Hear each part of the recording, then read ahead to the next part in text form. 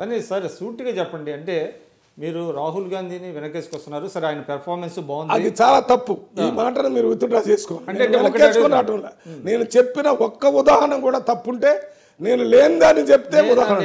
I'm sorry, మీరు మామూలు ప్రశ్న మామూలుగా అన్నారు, తప్పది.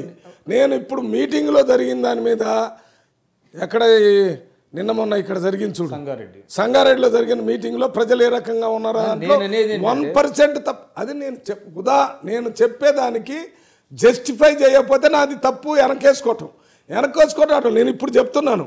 మా పార్టీలో నిన్న మొన్న మీటింగ్లు జరిగింది కదా, అక్కడ సంగారెడ్డిలో మీటింగ్ జరిగింది. 11 మందో 20 మందో ఉండేవాళ్ళు డయాస్ మీద. ఎంతమంది? 11-15 కంటే ఎక్కువ ఉండేవాళ్ళు కదా. ఎంతమంది ఉన్నారు? 160 మంది డయాస్ మీద కూర్చునేటటువంటి అవకాశాన్ని కల్పించారు. ఒకడు is number 1 is equal to all, but is in the number 1 position. ఆ సిస్టమ్ పెట్టాలని నేను జైపూర్ మీటింగ్ వినొచ్చిన తర్వాత చెప్తున్నాను. జైపూర్లో మీటింగ్ జరిగింది, కాంగ్రెస్ పార్టీ మీటింగ్. ఆ మీటింగ్ నేను అటెండ్ అయ్యాను.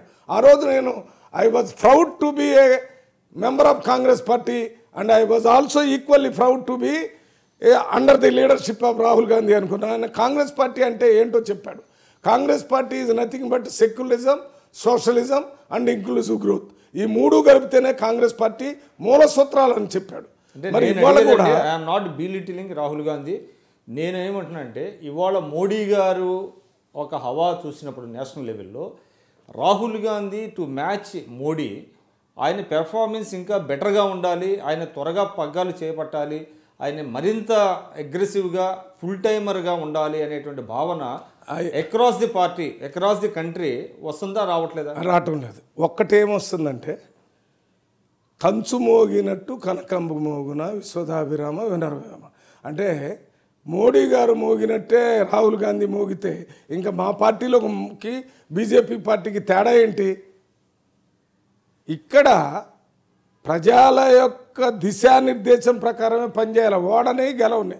ఏమో మేము పరిపాలన చేయని వాళ్ళమా? మేము ఎందుకు అసలు స్వతంత్రం కోసం పోరాటం చేశాం? ఎందుకు తెలంగాణ రాష్ట్రం ఇచ్చాం? ప్రజలు ముఖ్యం పార్టీ కంటే. మేము ఓడిపోయినా పర్వాలేదు, ప్రజలు గెలవాలి. సోనియా గాంధీ ఎందుకు ఇచ్చింది?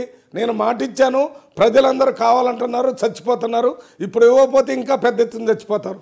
కాంగ్రెస్ పార్టీ ఒకసారి చచ్చిపోద్ది, మళ్ళీ బతికిద్ది. కానీ ప్రజలు చచ్చిపోతే మళ్ళీ బతకరు కదా.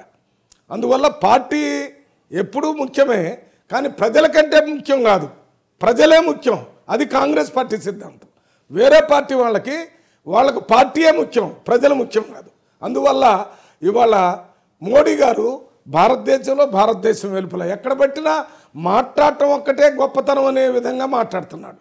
మాటల్లో ప్రజలు ప్రతిబింబించాలా, ప్రజలు సంతోషపడాలా, ప్రజల కోసం మాట్లాడాలనేది కాంగ్రెస్ పార్టీ.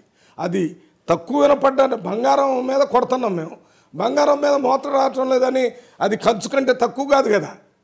ప్రజలు గుర్తిస్తారు. ఆ మోత వినపడింది కొద్ది కాలం.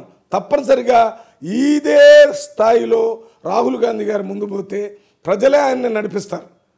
స్థానిక ప్రజలు, నాయకుడు మీకు తెలుసు కదా, నాయకుడు ఒకసారి ప్రజల వెనక నడవాలి, ప్రజల ముందు నడవాలి. He has to be led by people, lead by people, leading the people. ఈ 2 చేయాలి కదా. మరి ఇప్పుడు ప్రజల గురించి చేయాలా? వాళ్ళకు ఒక అవకాశం ఇచ్చాం, 5 సంవత్సరాలు పరిపాలించాలా.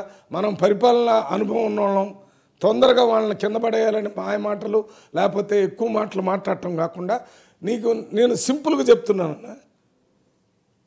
తెలంగాణ ప్రజాగర్జన అని పేరు పెట్టినప్పుడు దీని అర్థాన్ని నాకు సరిగా అర్థం కాలేదు.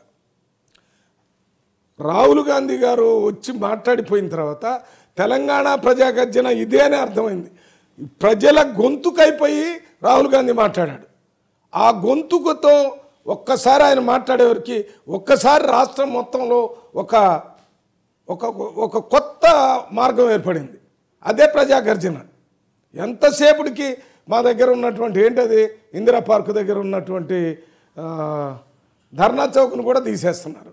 అంటే ఎవడైనా నాకు ఇబ్బంది అవుతుందని మొన్న నిరుద్యోగులు ఆడ మీటింగ్ పెట్టుకోవాలంటే ఏ ఊరికి ఆ ఊరిని అరెస్ట్ చేశారు. ఆయన పేరు కోదండరామ్ని ఇంట్లో అరెస్ట్ చేయడానికి ఆయన 3 గంటలకు తలుపులు పగలగొట్టి అరెస్ట్ చేశారు.